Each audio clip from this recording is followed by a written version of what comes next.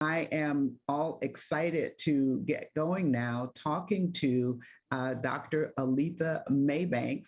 We are so thrilled to have you join us, Dr. Maybank. Let me just tell you a little bit about her. Dr. Aletha Maybank is the Senior Vice President and Chief Health Equity Officer for the American Medical Association. She's a highly proficient physician with demonstrated excellence in leadership in public health, health equity, and preventive medicine. She joined the American Medical Association in April 2019 as their inaugural Chief Health Equity Officer and Vice President.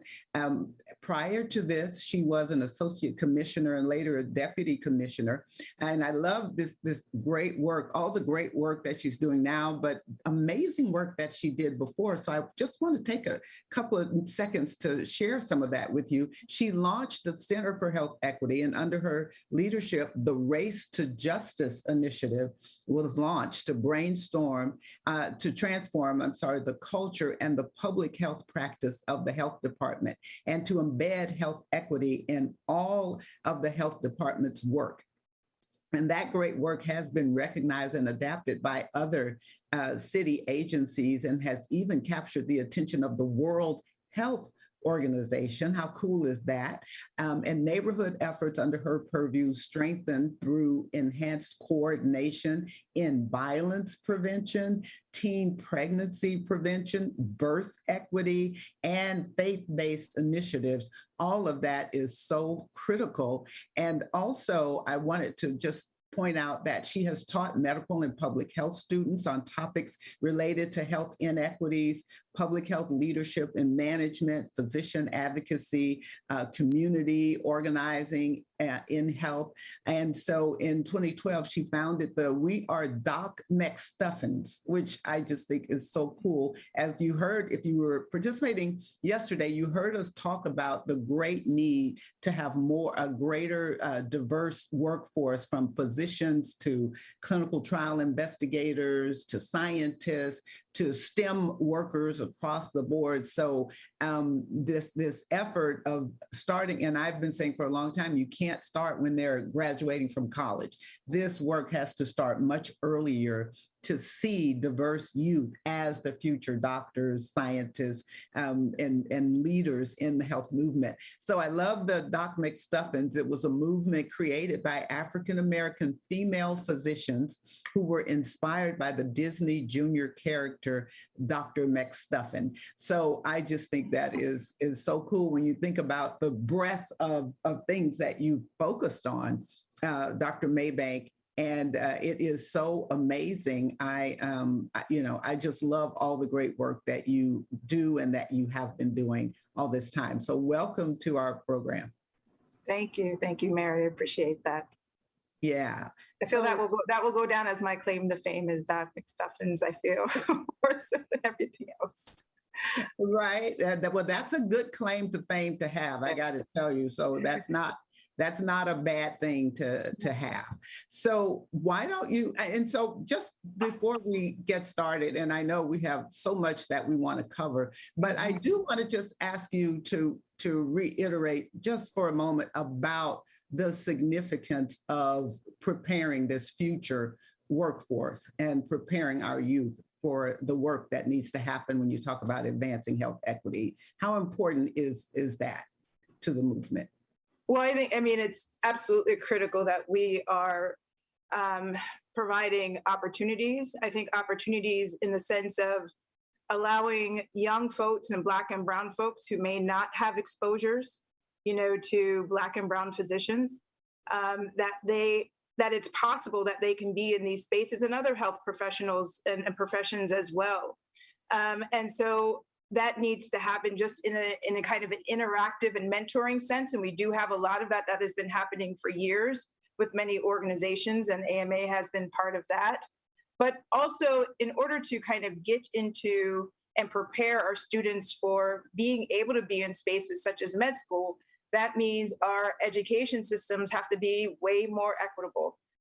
And we are very clear that it is one of these systems that absolutely experiences structural racism. And so that where you live, potentially, sets you up, especially kids who are Black and brown, potentially, not all kids that are Black and brown, but a good part of kids that are Black and brown, in areas that their systems are burdened with so many things. And their lives are burdened with so many things that are happening and going on, that doesn't allow them to be in the space or to have those conditions and the opportunities and the resources to actually have an optimal education. So I'm a person who definitely can speak to a lot of like the downstream importance of, again, mentorship. And I think Doc McStuffins was a lot about that, and the visibility of seeing the diverse workforce. But we have to go to the structures and look at the inequities within the structures to really have deep and long-term and sustainable impacts for our communities. And then I think the other point, and this was brought up, I think at some point yesterday, and I watched most of the day yesterday, which was fantastic, is that, there is, as many folks know, a lack of diversity as it relates to race and ethnicity, and more specifically, Black, Latinx, and Indigenous peoples within med school and the health profession overall. And we saw the increase in the work that has happened this year.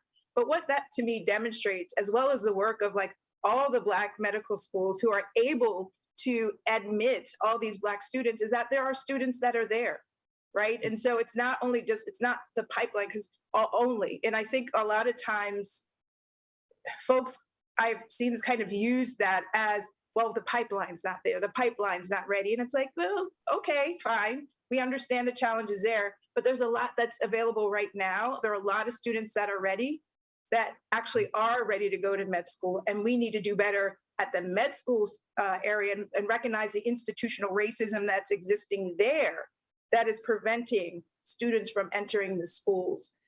And so, I think there are many, areas of focus that are really important. And then I think the last part to bring up is that we're very clear of the building evidence that shows that when there is race concordance, that patient satisfaction, growing amount of evidence around patient outcomes can be improved.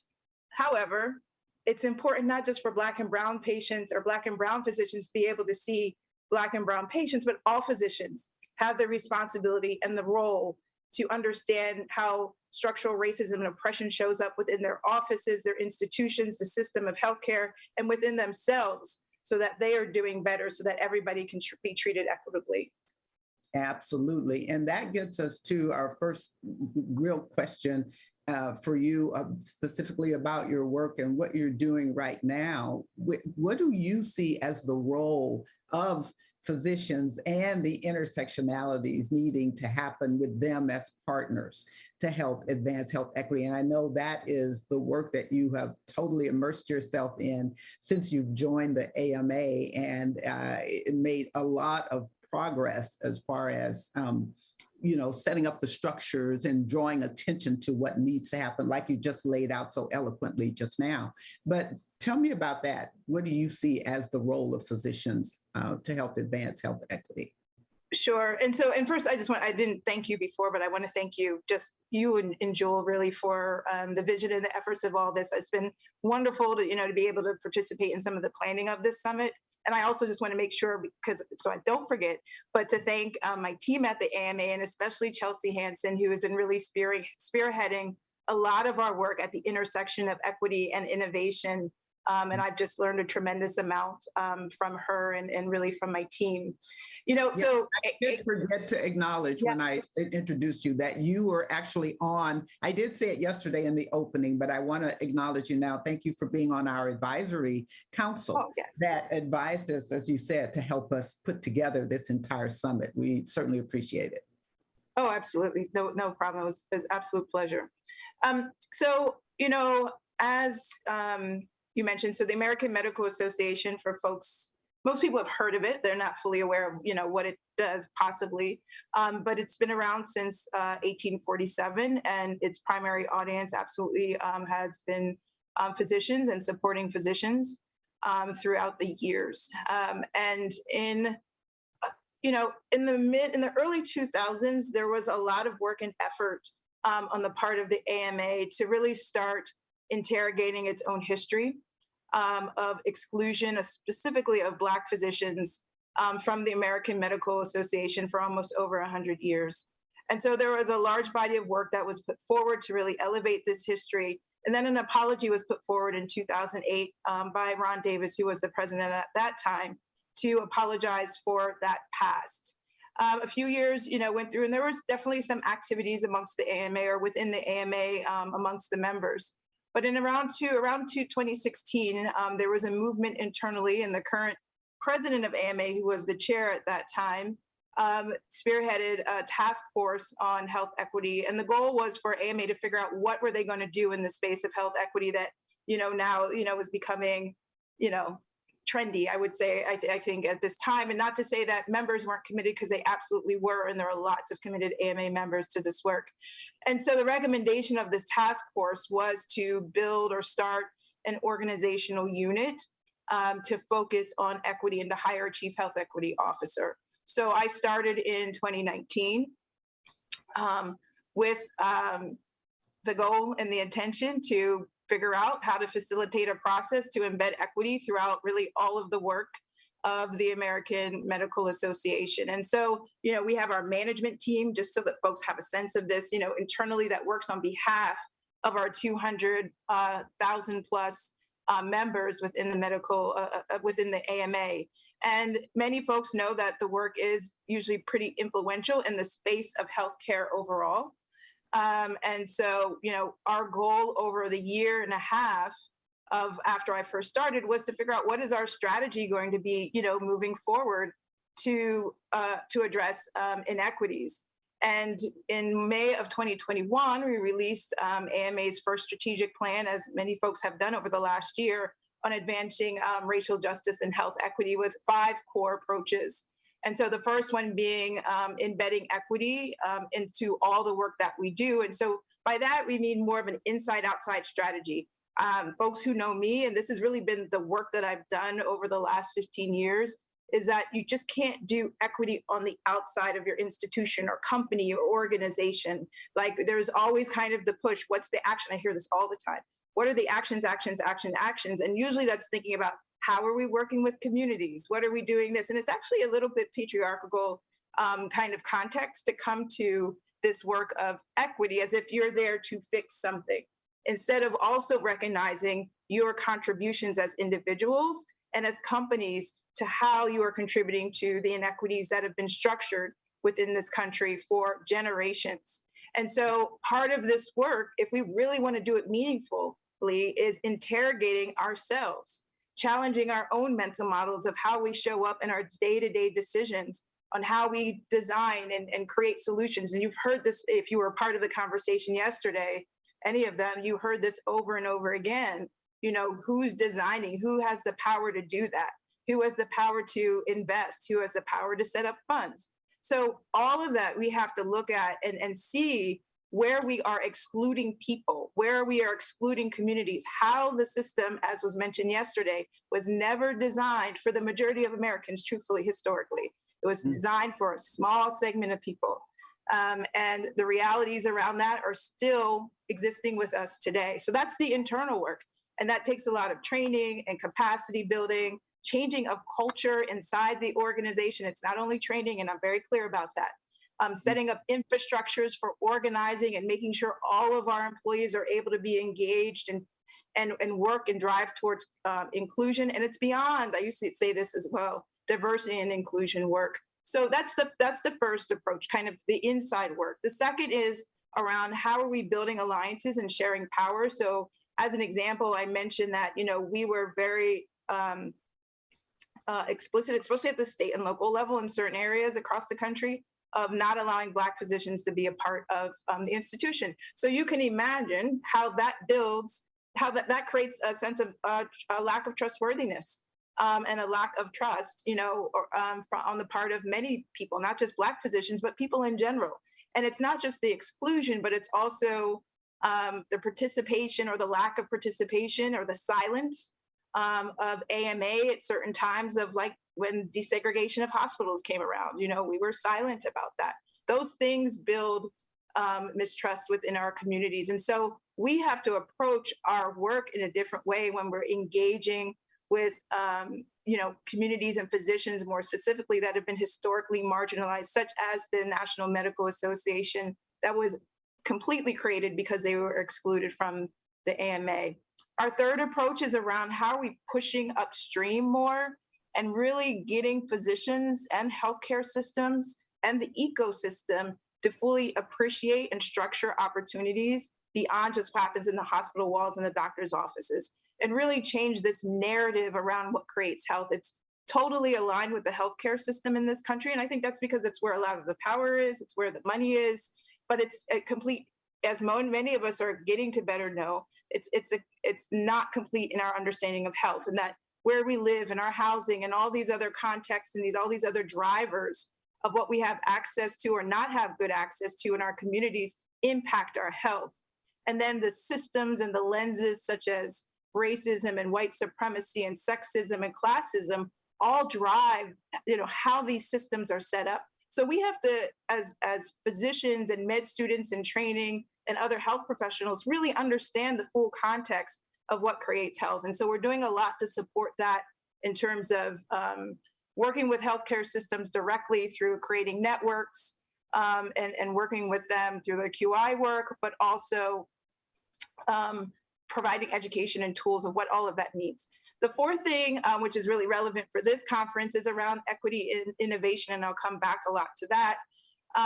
But equity and innovation and just recognizing the tremendous amount of exclusion that we know exists within this space. And many of you have heard the data over the last couple of days. It's not good in terms of the opportunities that are available for people of color, people who identify as LGBTQ, for women. And so we are working specifically with an external advisory group, an equity and innovation advisory group of experts from across the country at the intersection of innovation and equity that are doing us a tremendous amount of service to hold us accountable to making sure we're keeping this lens. And I think that's really important in doing this work. Like, we can't do this alone as institutions on the inside.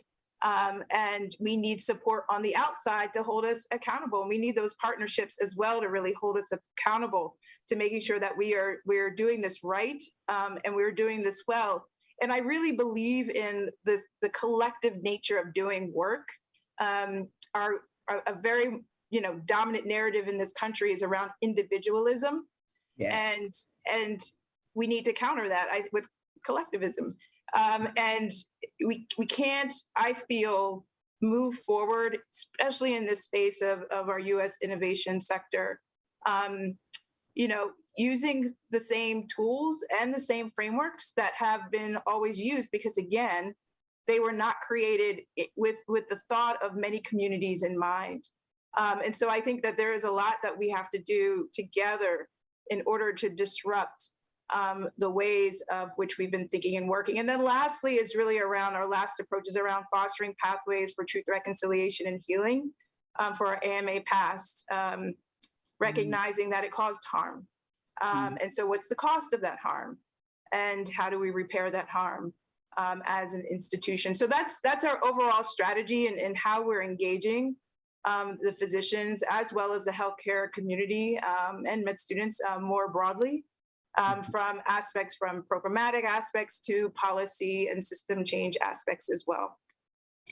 Yeah, that is amazing. I mean, you just ran through an amazing strategic plan and strategic focus that is very thorough and very much inclusive and intersectional and honest.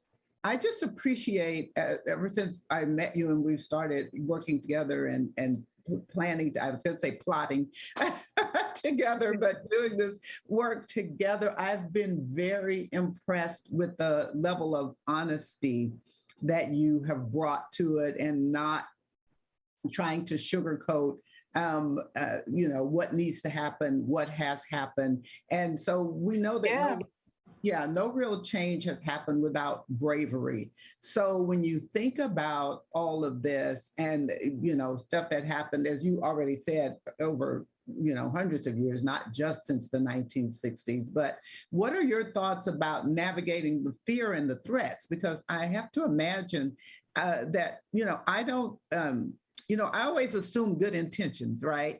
So I don't know that everybody is necessarily racist, but certainly people want to protect what they have, right? And what they have had and their access and their privilege and all of that. So the things that you're talking about, some people may see as threats. And so I would imagine that you've had to address the fears and the threats and how have you done that?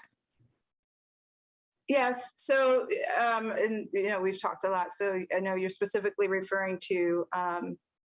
We released a guide in October. It's a narrative guide, and I think this is a really important part of doing this work in the context of the U.S. innovation space as well. A narrative guide to really challenge how we are understanding the world. And there are these dominant narratives that oftentimes obscure responsibility and cause blame or put blame upon people. And that was elevated a lot last year. We see it elevated a lot during this time of COVID. And so in doing that, if we're going to really dig into narratives, then oftentimes we have to really move really high upstream and start talking about our systems and root causes that are, as Dr. Joy Carrere-Perry brought up yesterday, really rooted in our hierarchies of human value, that are based on race and gender and class. And we have to look at, our systems of and history of colonization. And, Dr. Rupa Maria and Raj Patel, just released a book called Inflamed last year. And they write, and I have this quote down because I think it's just really important, to understand the root causes of the pathologies we see today, which impact all of us, but affect Black, brown, poor people more intensely. We have to examine the foundations of this society, which really begin with colonization. And if we're talking about colonization, then by way of colonization came capitalism, which has upheld systems of supremacy really intended to keep wealth and power in the hands of predominantly rich white cis men. And that's what our data shows, and so it's really due to this legacy of these systems that are still in place and the desire to uphold them that less than 10% of new venture funding goes collectively to women and to people in BIPOC communities, and they manage less than 2% of investment dollars. Some of this data was already brought up. Challenging this reality is really the work of us all, but especially those who have the highest amounts of economic and institutional power. So, let me just highlight something, as I said this, like, I know, my words, and I know how I show up at this point in time. And I'm going to come back to that because it's going to answer your question around fear. But I needed to contextualize it just a little bit. I know these words, and can make people really uncomfortable. But to understand, these words come from data. And it's data that we value, as a science community. So I'm not bringing up anything that's a matter of opinion. And I think that that's really important to put forward. And I have another really great quote. I love books and I love quotes. So, Isabel Wilkerson, wrote the book Caste, as many of you have heard, The Origins of Our Discontents, and said, many people may rightly say, I had nothing to do with how all of this started. I have nothing to do with the sins of my past. My ancestors never attacked indigenous people, never owned slaves. And yes, not one of us was here when this house was built. Our immediate ancestors may have nothing to do with it, but we're here and the current occupants of a property with stress cracks and bowed walls and fissures built into the foundation. We are the heirs to whatever is right or wrong with it. We did not erect the uneven pillars or joists, but we are here and they are ours to deal with now. And so this is the work from my context, of all of us, and it's not just 1, 2, 3. It's not just Black and brown people who oftentimes get hired for these roles, who are often, exhausted from doing this work. And, I've really come to, realizing it takes a lot of energy, and there's a lot of energy that's extracted from a few of us in order to change heart sets and mindsets. And, I think about the work of Kamara Jones, who says, that racism and all this is like an extraction of human energy and human resources. And then Heather McGhee's book, the Sum of Us, all kind of echoes the same thing, that it takes this whole society approach in order to really move forward with change. And so, for me, I've really tried to shift how I show up in the space, because I can talk about the technicalities of the work, and we do, and the pieces that need to change. But if we don't drive and look towards the values, again, the value of hierarchy and human value, that's going to really shift culture, all of it, our work to advance equity won't happen. It just won't, because it's not rooted in the place that it needs to. And a lot of the work that I'm really doing now, and many of us are doing, is really convincing people to care, to care about other people. That's really the bottom line of it, and if we can't get people to care about other people outside of themselves, and I'm not talking about just as individuals, but as communities, and have to be curious enough to understand, or to ask the question, what is happening? Why people are saying all of this? Why are people saying the system wasn't designed? If you don't understand that statement, why are people saying the system wasn't designed for everyone? If we don't have that level of curiosity, we are not going to change and move forward either. And so I just really, at this point in time, I've absolutely there have been threats, and I'm not the only. There are several who are listening in, and some who were on the speaking engagement or the lineup yesterday, and others across this country who are physicians or not physicians, journalists, who have gotten threats for many of years. Ida B. Wells, they've always gotten threats, and there's always been that terror out there to stop us and try to stop us from doing this work, and naming what these root causes and problems are. But I remember that as well, as that's the arc of justice, and that I'm standing on the shoulders of my ancestors who came before me, and have this privilege and opportunity to guide and to lead this work. And I'm just part of that arc. And on an individual level, I have a lot. I am blessed in so many different ways. And so, I contextualize, those fears that may come about as a result of threats, and just really talk to a lot of other people also who are out there, who may have experienced the same thing. Yeah. Now I know I can't believe how quickly the time has gone. We're almost out of time, but I just love talking to you because you go right in and you make your points, and you've laid out brilliantly your strategic focus and the need and the challenges. But I do want to give you the opportunity to share with the audience what you want them to understand, your vision of what success looks like to you in the next 5 to 10 years, and then, but what it looks like, but touching on the things that you think need to happen. What are the most impactful 3, 2, 3, 4 things that you think needs to happen for your vision of what success advancing health equity looks like? Because that's our nirvana, right? Sure, right, and you're absolutely right. Connecting it to what's the vision, right? That success is about the vision. And yesterday, and I'm sure today, you're going to hear a lot of tactics and strategies that are getting us to that vision. But we always have to remember, what is that eye on the price? What's the vision we are trying to get towards? And I think about Kamara Jones's framework about, the context of equity means, one, we're valuing, and I say cherishing, all people and individuals equally. We're recognizing and rectifying our historical context. So we need, as institutions, companies, I don't care who you are, where you started, when you started, what has happened in your history, and are you potentially causing any harm or not, and how are you going to mitigate that harm?